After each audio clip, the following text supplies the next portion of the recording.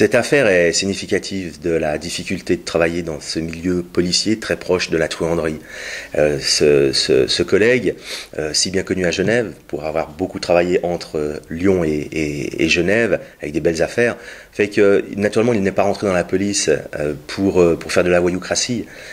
Simplement il se trouve dans des situations où il a certainement plus su négocier avec ces si belles affaires qu'il a pu découvrir, qu'il a pu résoudre, dans un champ finalement extrêmement délicat, tout le temps d'être en présence de milieux de tentation.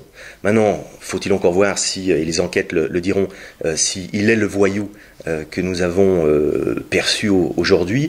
C'est certainement un type qui a un capital de sympathie immense, et d'où la perversion parfois, c'est que cette question qui est tout le temps sur les tablés dans la police, c'est que faut-il être flic et voyou, voyou et flic, faut-il, à quel moment finalement les enjeux se font, la barrière est franchie. Il est clair que pour faire de belles affaires, il faut que le policier aille au front et au contact, et là tout est possible.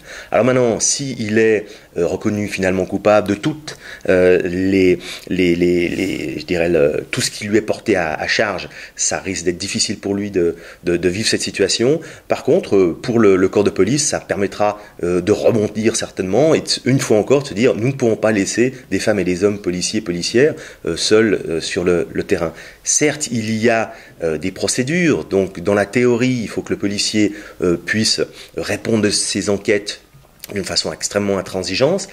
Néanmoins, la difficulté, c'est d'être les mains dans le cambouis continuellement, sans autre forme de protection, si ce n'est son intelligence et sa capacité de rester éveillé et de se souvenir pourquoi nous faisons ce métier en tant qu'agent de la force publique.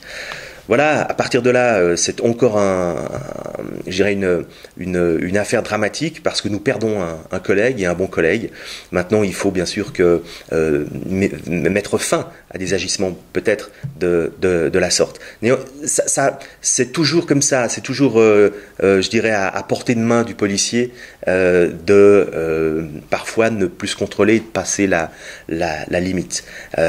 J'en veux beaucoup aux hiérarchies qui sont aux directions des polices, qui ne sont pas capables aujourd'hui encore d'observer ces signaux de détresse chez mes collègues, et puis de ne pas agir au moment où il faut.